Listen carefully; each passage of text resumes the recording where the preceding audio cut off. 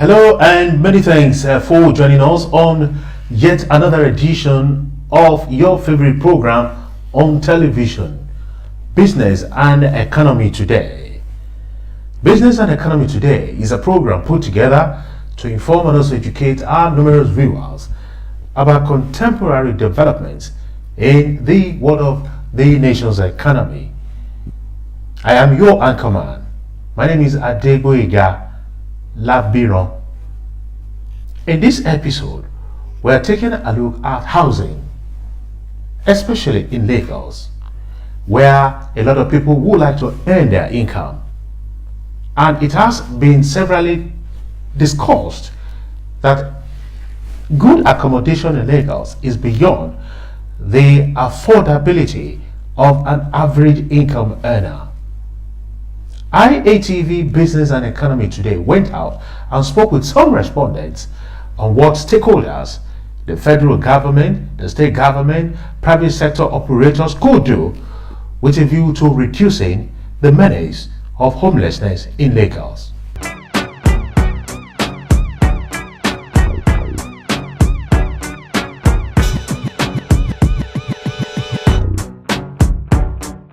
You're welcome back. You're still watching Business and Economy Today, coming to you from the studios of Impact Africa Television. Coming up next is a special report where President Muhammadu Buhari has extended to June 30 the VAT deadline, and that is the Voluntary Assets and Income Declaration Scheme. President Muhammadu Buhari has approved the extension of the Voluntary Assets and Income Declaration Scheme (VAT) to June 30, 2018. The short extension after the original March 31st date is based on the appeals of professional bodies and individual taxpayers. However, no further extension of time will be approved after June 30. The President added that a new date was also given based on the conviction of the Ministry of Finance that the overall objective to increase compliance will be attained and additional revenue will accrue. A fresh executive order will be made to give legal backing to the new timeline.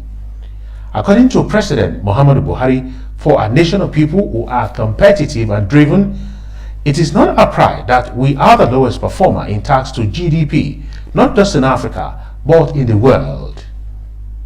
President Buhari further urged tax authorities to use the extension window to perfect plans to prosecute those who fail to regularize their tax status.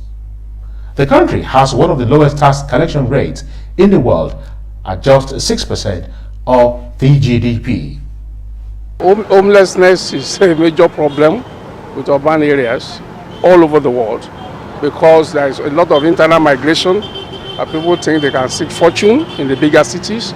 Unfortunately, by the time they migrate, they find that the realities are different from what they expected.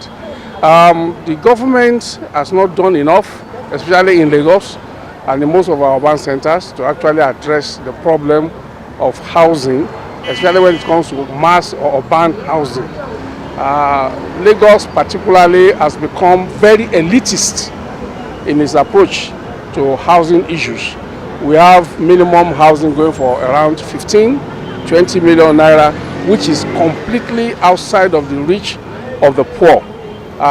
Those days of mass urban housing programs under Shagari, under Jakonde, they are long gone, and it appears that nobody is actually interested in making a case for the underprivileged as far as housing is concerned.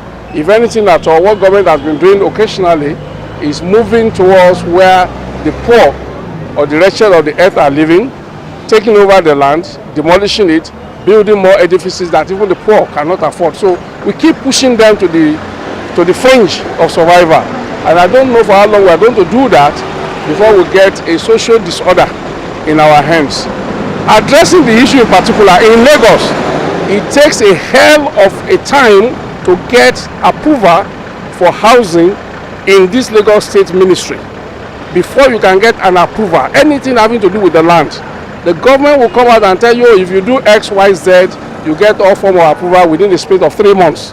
But I tell you, if you get your approval out of Alausa in less than a year, you must be extremely lucky, or you must have done something that makes the people there happy. Well, I think you're already knocking it on the ground. Rail, mass transit, rail is a particular solution to urban migration and urban development. People are seeking a means of livelihood. They think that the job is available in Lagos. The port is in Lagos. The critical mass, the population of Lagos is put between 15 to 20 million. So they believe that there is quite a lot of economic activities going on in Lagos, and they want to be part of it. The best thing for us to do is to see how the satellite towns surrounding Lagos can begin to benefit without the necessarily moving the mass of the people from those satellite states to Lagos. So one of the best things we can do is to have this rail line working efficiently. If it does, you won't have a lot of people coming to stay in Lagos because the cost of living in Lagos is very high. So they make their money, they make their livelihood, they do their work, and then they go back. And that is what happened in most of urban cities. Some few years ago, I was in France, and we had reason to go to Lyon. Lyon is about 500 kilometers away from Paris. From Paris. And we had to take a train, 230 miles per hour. So we were in Lyon in less than 2 hours in the morning. We did everything we had to do within that day. And by 4 o'clock, we had to catch another train from Lyon back to Paris. And by 6 p.m. on the dot, we were back in town.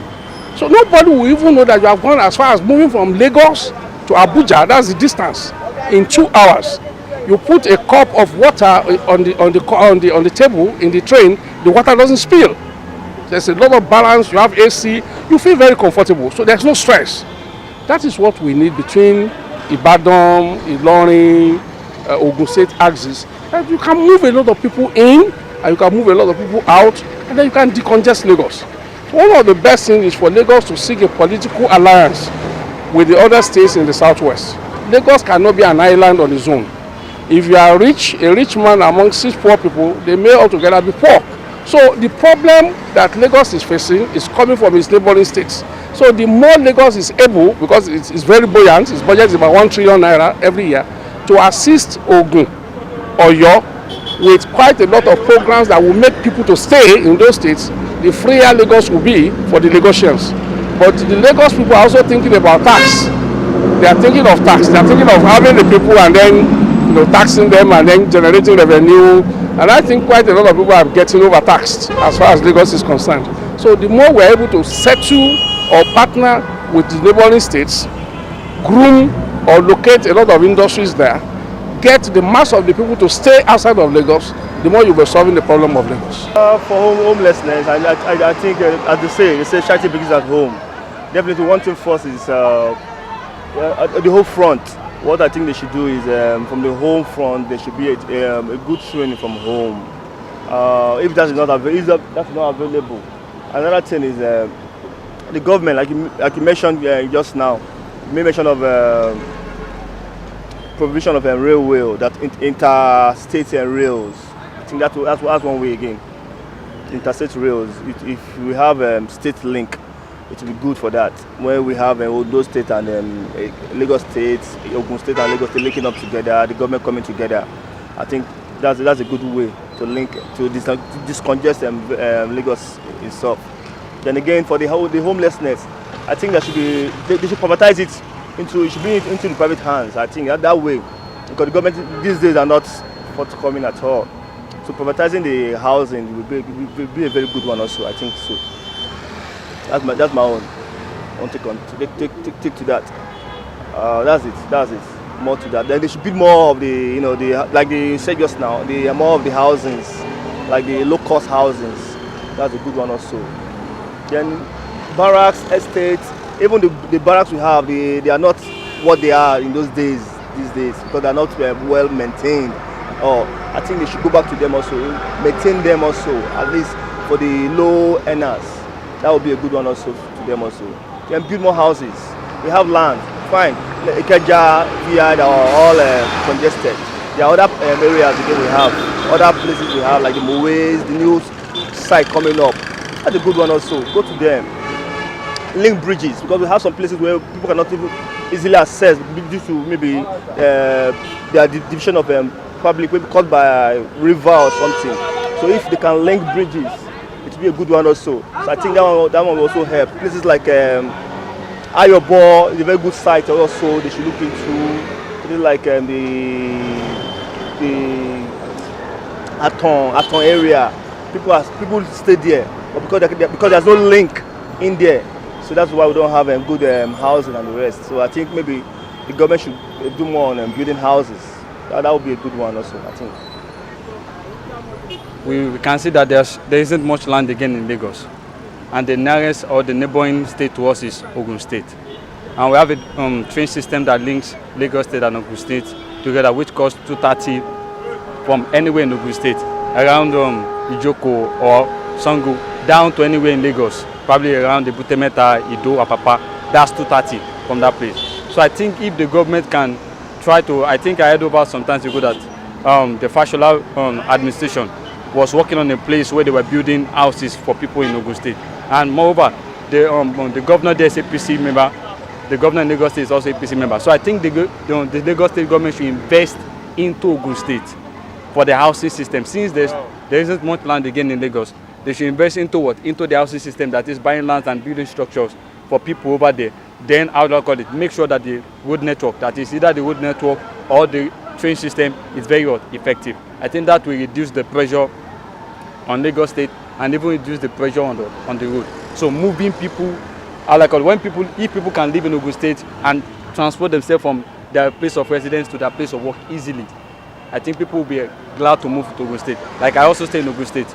So instead of staying in Lagos, because my area is closer to the rail system, so it's easier for me to just early in the morning, catch the train by 7 or 8 a.m. By 9, I'm already at Ikeja or Egi. So I think moving out, like partnering with the Ogun State for the housing system will help to reduce the pressure of people staying in Lagos State and move them, that is the migration a little bit down to Ogun State. And that will also boost the economy of Ogun State, that is the housing system. I think that will be one of the solutions that we recommend for them. I think they should make more infrastructure for the people, like creating good buses, good roads for them. And also, it's not bad if they can also create an environment where people can stay and also have lesser fee for accommodation. It will help them to provide for themselves, to even go home to their family and do more better. And it will also encourage them to work for the government also if they have the opportunity. That's what I think. It will be good for them to create more opportunity, like make more buses in a way to help them. At least, okay, let's use the railway, for example. I heard it's bad. The last time I traveled to Zaria, it was really bad. The train was just failing on the road. And I think if they have something like that, that can move from Oyo to Lagos, it won't be difficult for people and they'll also be encouraged. So that's what I think. You're welcome back. Let us now take a look at a summary of stock market report for the week ended Friday, March 15, 2019.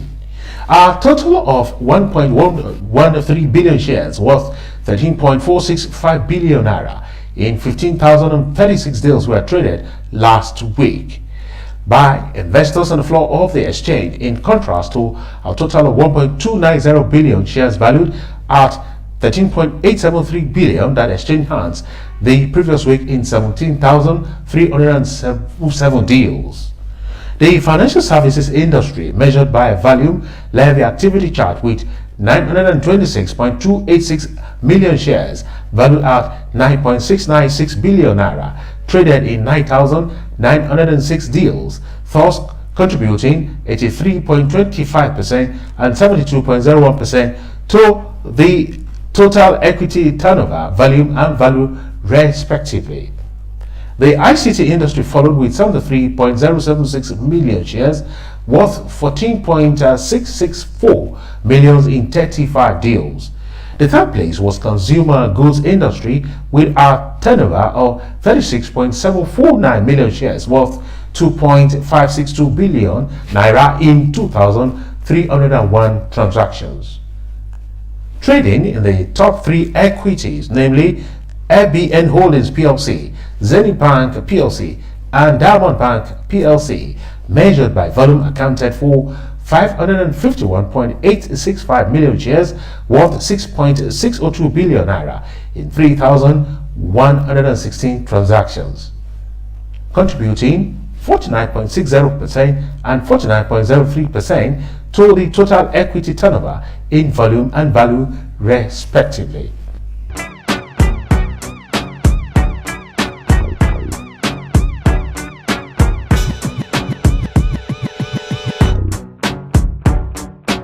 You're welcome back. Over now to agriculture, where some Nigerians have started suggesting to President Muhammadu Buhari what he could do differently in his second term in office, with special preference to agriculture. IATV Business Today went to town, spoke with some respondents who suggested what Mr. President could do differently, with special reference to food security. I think the situation of the country now, because the economy is somehow now. So everything is now going increasing day by day, day by day. You know, the farmers do their work, and so they need support from the government to supply them whatever they need to do the work. So that is the role of the farmer. When they have all the support they need, I think they will perform better. The governments have to assist the farmers by giving them the necessity and the need to do their work. I think they need support from government so that they can put more effort. I think by the years coming, there will be a lot of difference. If government can give them loan to improve their farming, okay, let them give the loan. If government can go to market, give market women 5,000 naira, be how much? Why can't you go ahead the farmer give them money to produce more? Let food be surplus in the market. If the farm, that is, it depends the distance between the city and the farm area. But it's still the same thing. If they can give the, I mean, I won't say that you give the vehicle to accompany their food, but then anyway they can bring the food from the farm to the city, to the market. Let local government handle those one too. Local government, can handle those. Okay. Hire these trucks, like we see now. Like if you go to Eleko market now, you see trailer bringing food from the north to Eleko market, tomatoes, everything from the north. See, so that's it. So local government, they are not doing enough. They should help the farmers. Just like we learned while we were in school, the determinants of price. You have the supply, the demand. Then there's some other element that comes to play when you talked about the price of foodstuff. I mean, there are some things that we normally produce in Nigeria. That if you look at the rate of production and the rate of demand is higher than the rate of production, which makes the price of all this stuff to go up. And again, the price of petroleum also have an after effect on the cost of transportation, which at the end of the day affect the price of all this commodity in the price. Again, the government policy on the economy also have an effect. Just like the price of, initially the price of rice, when the ban was placed on the importation of rice in Nigeria, the price went up, and when the production of rice in Nigeria, the rate of production in Nigeria went up, the price came down. So you can see some factors coming into place. So, but what I believe that the government can do to cushion in all these effects on the price and all these things is to to come up with the right policy that will have a better effect on our economy, that will make the price of food to come down. And that's the size of our package on this particular episode of Business and Economy Today. a program put together to inform and also educate our numerous viewers about contemporary developments in the world of nations economy. Segun Olowokere was my technical director, and my producer was Morenikeji Oladuti. I am Adegboyega Labiron, thanking you for having stayed tuned and asking you to join us same time on Friday for yet another edition of your favorite program on television, Business and Economy Today. And until then, it's bye for now.